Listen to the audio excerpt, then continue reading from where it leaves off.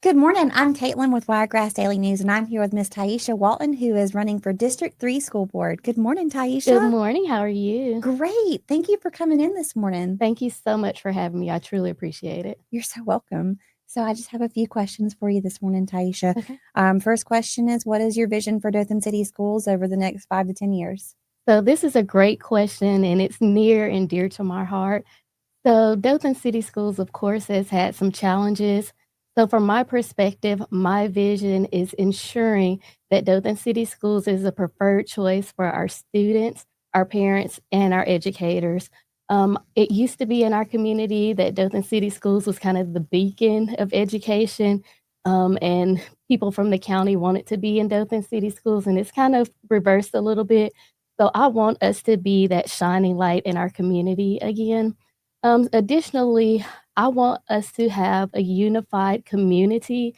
There are a lot of differing opinions and perspectives, but I want us to all work together. And this includes our teachers, our parents, business owners, churches, everyone working together for the good of our community because it really is all interconnected. So, businesses have a stake in our public school system because, of course, they need great talent.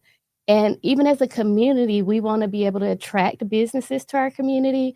And in order to do that, we have to have a strong public system. So, and one of my personal visions, and I think a lot of parents may feel this same sentiment, is once my daughter goes off to college and comes back, I would like her to be able to come home and have good opportunities via job wise or business opportunities here.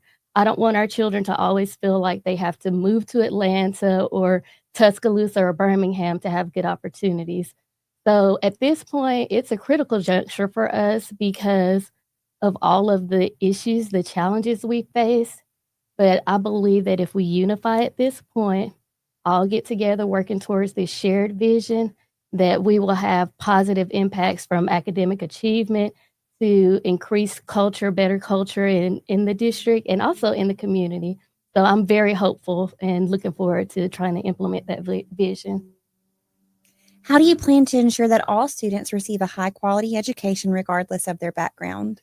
So one of the things that I went to central office last week, and they had a whole child initiative that has been implemented in DCS for about the past year or so. And it's definitely a multi-year process. So, and I have a few notes here because I don't want to torpedo this initiative, being a bad spokesperson just based off of 1 hour of information. But essentially, their whole premise is supporting the whole child. So they're geared towards the success of a child inside and outside of the classroom. And some of their key takeaways they had is the whole child is about preventing problems versus dealing with crises all day. Also, early invention instead of waiting to fail. So, one of the things that stood out to me when they were explaining it was it's based on Abraham Maslow's hierarchy of needs. So, essentially, children can't learn if they aren't healthy and they don't feel safe. It had 5 major tenets based on that. It was healthy, that our children are healthy and they learn and practice a healthy lifestyle, that they're safe. It's a safe environment where they feel comfortable, that they're engaged, that they're supported, that they know they have support within their school and within their community, and that they're challenged. So, this initiative is not just specific to Dothan City. It's been rolled out in Tuscaloosa, and they've already seen great results. They had a similar school system with challenges, and it's also been rolled out across the country in Tacoma, Washington. So, I think this is one way to ensure that our children receive a high quality education regardless of their background. A second facet, of course, is just making sure we recruit and retain good teachers. And so, of course, this is an issue across the nation, but we definitely have our challenges here as well. So, from that standpoint, for recruiting, ensuring that when administrators go out, that they have newer teachers that can kind of relate to the teachers that are graduating and coming on board. Sometimes our administrators have, been outside of the classroom a while and they may not know the specific challenges. And just really ensuring that our students know all of the pathways to success. It doesn't just have to be college. We have technical programs as well. And one specifically, and this will be my final point, one specifically at Dothan High is the aviation maintenance, where you can do dual enrollment. So, of course, high school and college credit. And if students start in their sophomore year, by the time they graduate, they're almost completed with the program so they could go directly into a career. What do you believe are the most important issues facing Dothan City schools, and how do you plan to address them?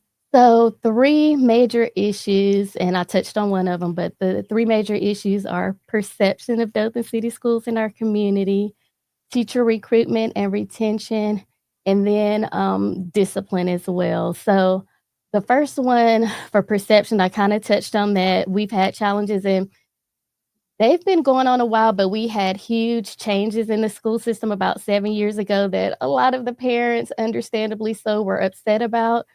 So ever since then, it's been, kind of an uphill battle, and so we're really dealing with the impacts of those decisions at this point. But like I said, I really want us to have community engagement in this. We're gonna need pretty much all hands on deck to right this situation, and everyone needs to see their stake in here. And I've seen parents or interacted with parents that have decided to put their children in private schools. So even with that decision, it still impacts your community, as we discussed, with business opportunities for our children when they graduate and come back. So it really is incumbent on all of us to ensure that we have a healthy public school system. The second one, which I kind of touched on also, was teacher retention, recruiting and retention. So, of course, we know one main issue nationwide with teachers are just the lack of monetary compensation that they really truly deserve. And so just information about me, I'm actually from a line of educators, 3 generations of educators. And so I know from a personal standpoint the sacrifices that our teachers make, be it time. I can recall my mom coming home with what I called adult homework. She was a school psychologist, so it was IEPs that she had to do, but also the monetary sacrifices. And will definitely be an advocate for, whatever raise increases we can do for our educators because they deserve that and more. In addition to just salary, there are some things that we can do monetarily. So I've worked in corporations, and there are small things that may appear small, but can really make a lasting impact. So we have service awards. So once you've been with a company 5, 10, 15 years, you can get different awards. And it doesn't even have to be something elaborate. It can be a lunch or a small token that says, "Thank you for your service." And it really does go a long way. And I'm also proposing spot awards, spot bonuses. So when teachers are doing something they've gone above and beyond, I would like to award spot bonuses for $400 to $500. And of course, it's like, okay, well, where will that funding come from? And I think this is where we can partner with our business community locally to donate to that fund so we can have every month a certain amount of spot awards, spot bonuses handed out.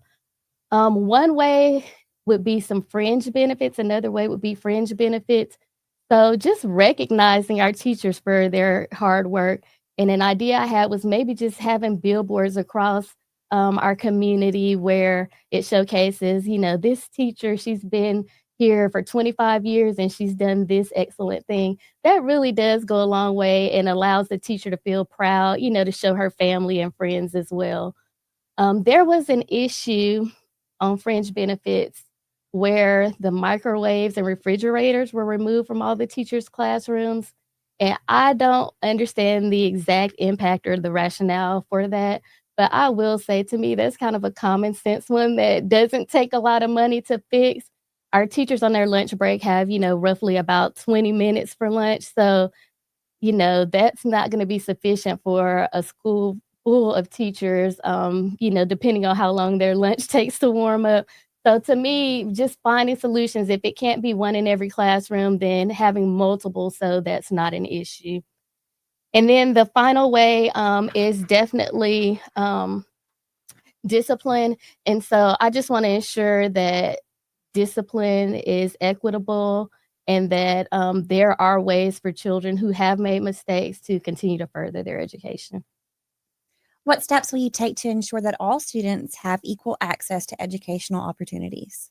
And so for the equal access, again, just making sure that all students, and I mean starting early, we really can't wait to high school to let them know because some of them may be in elementary school and think, well, I'm not going to college, which, first of all, I don't want any of our children to feel like one path or another is not available to them. So that just breaks my heart to even think about that. But I want them to know of all of the options. So if you don't want to go to college, there are technical skills and technical career pathways, and there are pathways straight to work. So I want to make sure that our not just the students, but the parents and the community are aware of all of those opportunities so no one gets left behind.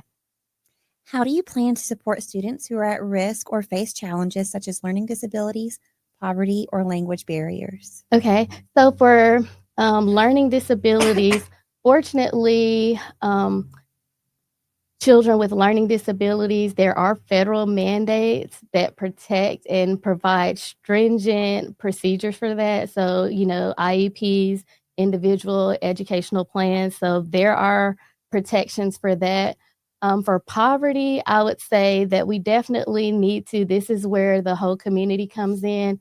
There are organizations in our community that are dedicated and are amazing with our students that may be less fortunate or have, different challenges economically. And so one is Time Youth that I'm aware of. Nate Patterson and his family, they have really dedicated their lives, and I'm only calling his name because I'm praising him, for the work he's done. So we really need to ensure, and he does work in the schools. We really need to ensure that we're opening up our schools to people like that, and even maybe helping him expand the program so we can get more, passionate, relatable leaders like that inside of our schools. So that would be one way. And meeting people where they are, we have to make sure that we're accessible to the community. So maybe sometimes we have forums in the community versus, okay, just come to the school. Or maybe we do it on Zoom for people that, you know, I'm at home, but I can't get a babysitter. I have something going on at home. So I just think thinking of multiple strategies for, being inclusive and being accessible is the way to go. How do you plan to promote diversity and inclusion within the school system? So diversity and inclusion, my idea is that we need heritage days in every school from elementary all the way up to high school to, first of all, give each student an opportunity to showcase their culture. So that will give them a sense of pride, but also it will raise awareness to our other students of the different cultures to raise and increase tolerance. So I think those two hand in hand are beneficial ways to ensure that we focus on diversity, equity, and equity in our community. How do you plan to improve student achievement, especially in areas where performance may be lagging? So again, this is definitely going to be a collaborative effort, but I will say that it will start with the superintendent. So the superintendent's responsibility is to come forth with a vision, a plan of how to achieve that vision.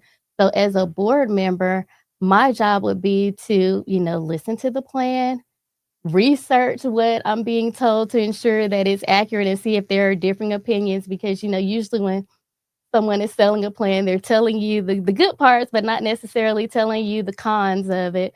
So ensuring that I'm researching the plan and asking questions as needed. No one should feel like they have all the answers. So not being afraid to step up and ask the hard questions.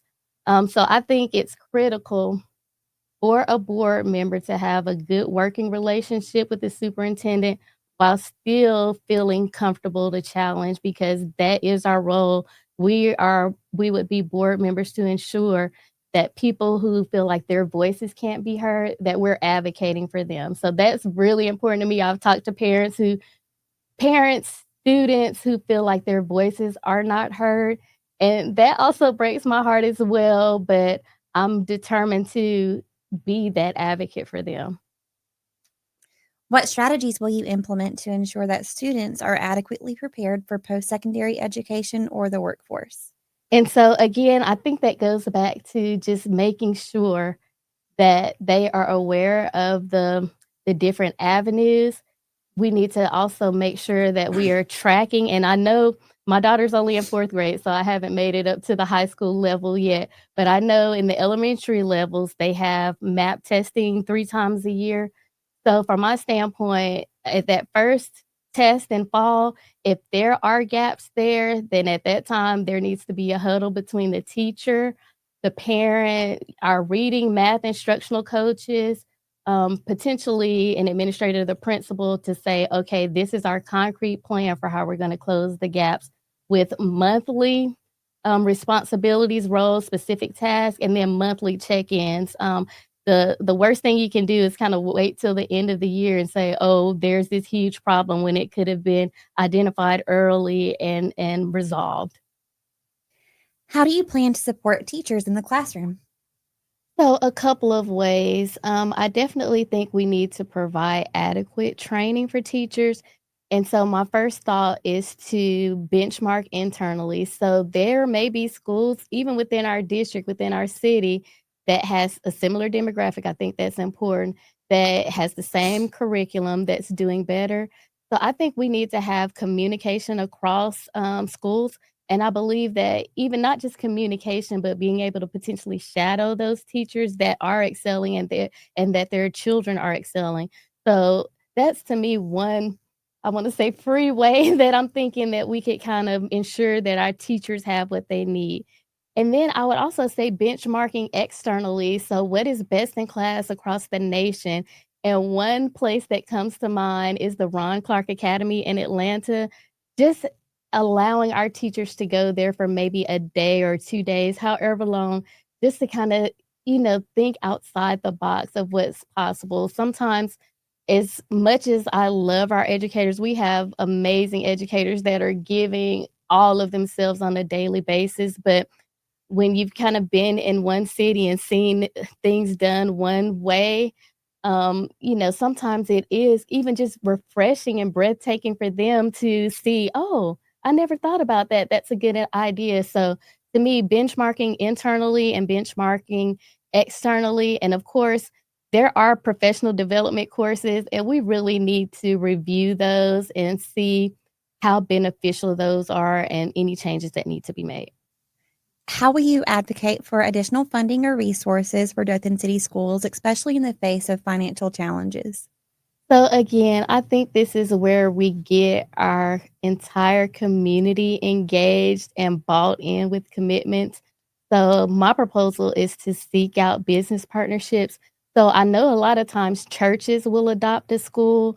When I was at Hidden Lake Primary School, there was a church that every year I think they had a line item in their budget to support, which I absolutely love that. But in addition to churches, I think the businesses may need to adopt a school, and not just, for Christmas or Teacher Appreciation Week, but a firm commitment to pouring in resources, financial resources, and then I would even say human capital. You have all these bright and talented employees that could probably get in there and show students what is possible, like different career paths that they may not even be aware of. So that would be my proposal. What are your plans for ensuring the safety and well being of all students and staff within the schools? So I know safety is a big concern, understandably, for everyone. My daughter is going into 4th grade, and I definitely wanna make sure that she's safe. So, first, I think it's even letting our community know of the things that have happened and that are in the process of happening. So one thing are the vestibules that are being added to some of the schools, and I believe the goal is to have them completed by the end of this year, but it's essentially kind of a holding cell at the front entrance of a school. So, visitors can talk to administrators without having complete access to the school. So, they can verify credentials, license information, all of that. So that is currently being rolled out into our system, so I definitely think that's a good safety measure. And then I know that this has been in place for at least a year or so, but every teacher and staff within our schools have safety badges. So they look like these little cards on lanyards around their neck. And if there's an emergency or something happens and they need support, they can push the button and the principal will be alerted, the SRO, and I believe, if I'm not mistaken, the police will be alerted that something is going on. And not just alerted, but will show, if you think about a big high school like Dothan High, will show exactly where that teacher is within the facility. So that's another thing about, and I think that goes back to changing the perception about DCS. We definitely have our challenges, but there are things that are being done that I don't think the broader community is aware of. But in order to keep moving forward in that, I know some of those safety changes, we had a retired chief of police, if I'm not mistaken, on his role. So we definitely need to ensure that we're partnering with law enforcement on some of the newer technologies for safety, and not just in our local community, but nationwide. How do you plan to address bullying and create a positive school climate? So, one way, as I mentioned, the Whole Child Initiative, I think that is an excellent prevention piece there, because when they, and again, it was only an hour that they rolled it out, so I don't know all the details, but I remember on the video that they were showing a classroom that had these little emotion boards, like, "I'm happy now, I'm upset, I'm sad."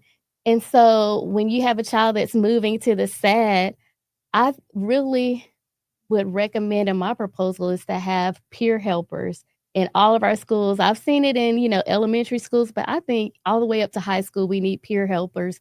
And we have to ensure that these peer helpers, are from different backgrounds, different interests. So when they encounter somebody that may, they're may be different or may be like them, that they'll be relatable. So I definitely think that those peer helpers, you see, "Oh, my classmate is sad," then they're trained on kinda, "Let me go just check on them, just do a quick check-in," and of course, we definitely want our teachers to check in on them, but I know it may be a while before time permits, so, if we could even have just that first line of defense with our students.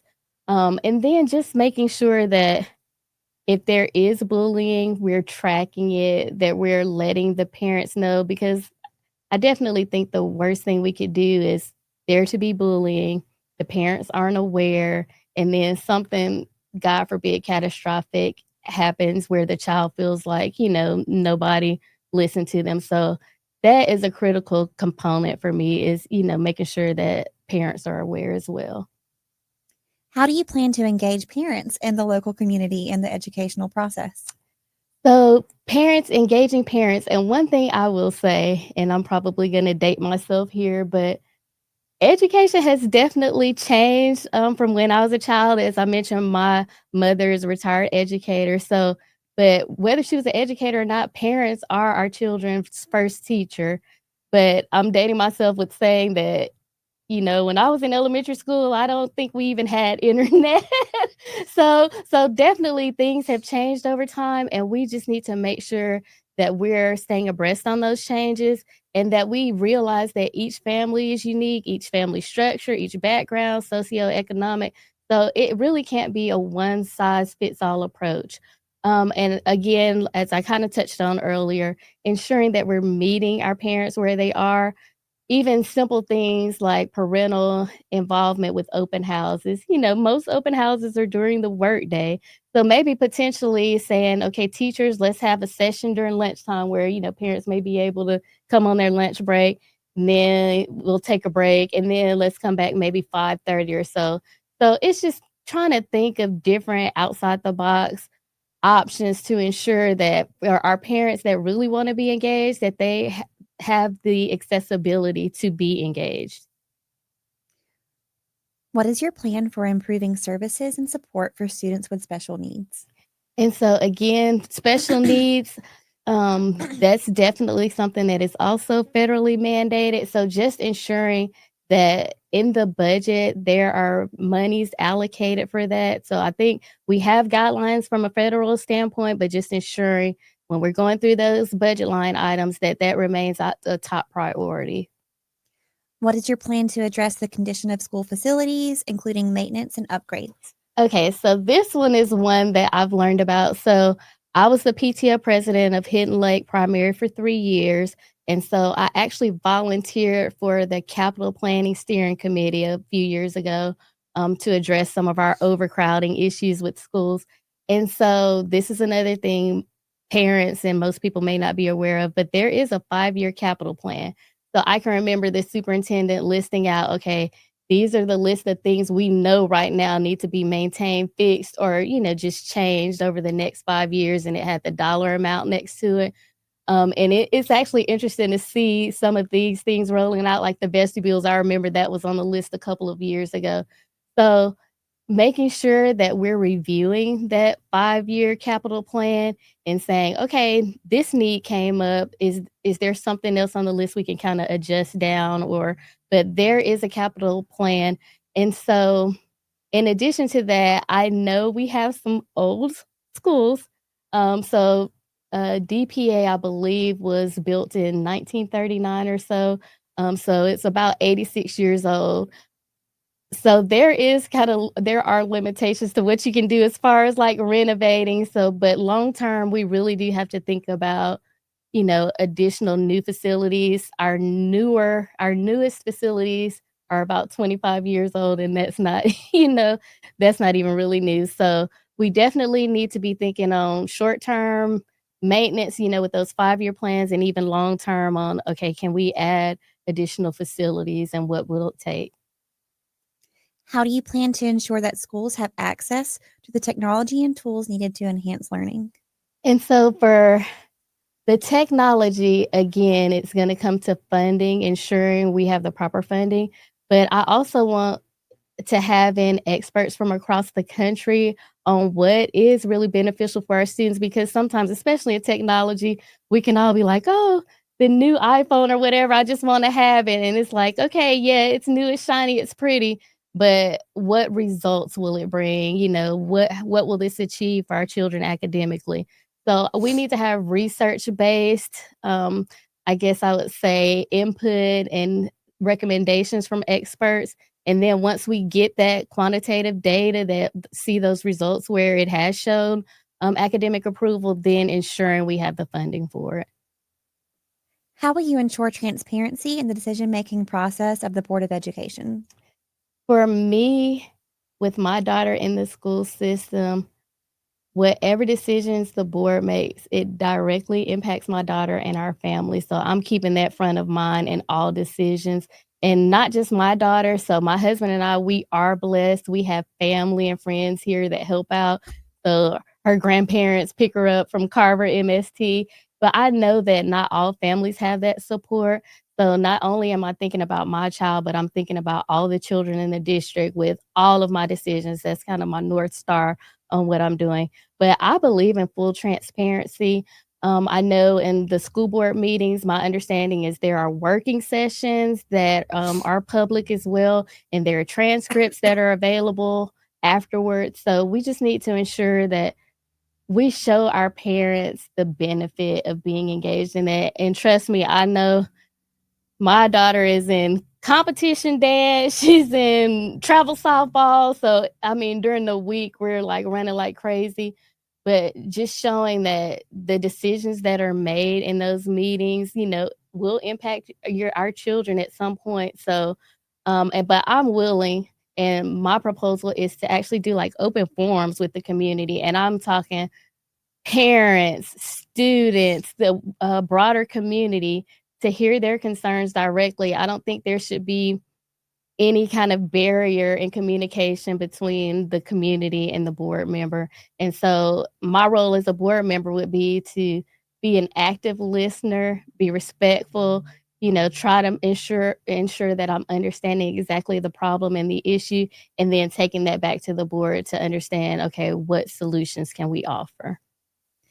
How do you plan to handle conflicts of interest and disagreements within the board? And how will you maintain professionalism and focus on student success? Okay, so for conflicts of interest, for any conflicts that I may have, I'm all for full disclosure. My plan is for full disclosure, and I will withdraw myself from that decision. As far as disagreements within the board, I mean, none of us will agree on every single subject. My husband and I have been married for almost 20 years, and I can assure you that we don't agree on every single issue. I mean, we're just 2 totally different people, but at the end of the day, the goal is, okay, how do we move forward? This is what you believe based on, how you were raised. This is what I believe, but what's our common ground? What's the ultimate goal? So I believe once we all realize that we're here for that shared vision we were talking about of making Dothan City Schools the preferred choice for our students, parents, and educators, then we can kinda say, "Okay, let me take a deep breath and work towards." I'm all about being results driven, it's not about ego, it's not about pride, not about power, it's ultimately about our children. And then the next part of that question, professionalism, I've worked in for corporations for over 20 years. My background is in accounting. So I've dealt with all levels of employment. So dealt with entry level all the way up to general managers. And so just ensuring that we're all able to communicate, to be heard, to be respectful, and to be professional because depending on how we represent ourselves in the board meetings will impact the district. So just ensuring that we uphold our dignity and respect for others. We can disagree without being, disagreeable. What role do you see for technology in enhancing education within Dothan City Schools? So I definitely, and I think we kind of touched on it, but for technology, we need to have across the nation experts coming in to kind of tell us these are the benefits, this is how much it costs, these are the school systems that have benefited. We need data and not just, the shiny, let's get the newest thing. So I definitely want that, and that's critical, with AI and all of the rapidly changing technology, that's critical to be on the forefront. We don't wanna have outdated technology that by the time our kids graduate high school, they're already behind. We want them to be, among the leading college, workforce, um, employees or citizens that they can be. How will you ensure that all students have access to modern technology and digital learning tools? And so for Dothan City Schools, I will say that I am pretty impressed with the technology. I know there are Chromebooks in most schools, and there's, the huge digital boards. I don't know the technical term for them.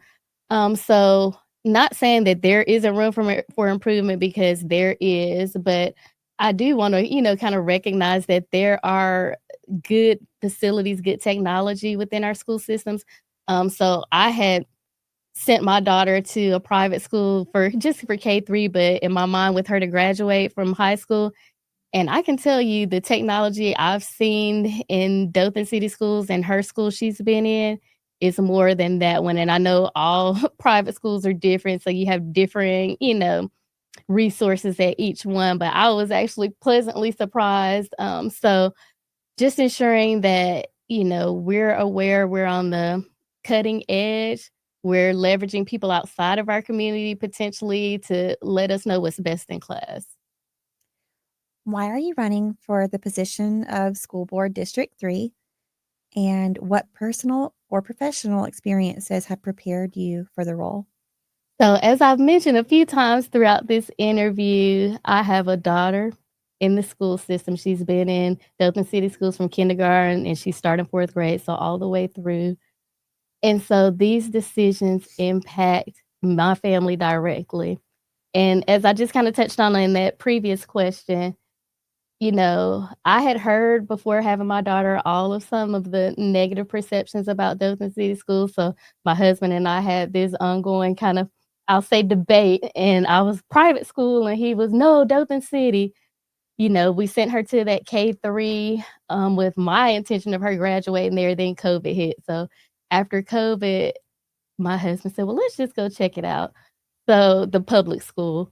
So I had my list of 40 questions, and in my mind, this is not gonna work, but I'm just gonna, I'll just do it. And when I tell you I was so thoroughly impressed with the principal, her passion for her students and her teachers, the facilities, the teachers there, their love and their passion. So we gave it a try and we have loved it ever since. Now, I'm not naive. There are challenges in every school. Nothing is perfect, but it was a family environment. My daughter thrived academically and socially. And so I definitely, again, want to help change the perception.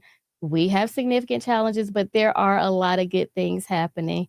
And also, as I mentioned, come from a line of educators. So I know the passion, the love they have, the sacrifice they have.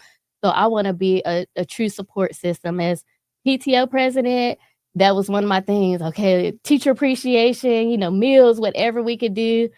But this will allow me to have a broader impact, not just on one school, but on all the schools in the district to impact positively all of our students.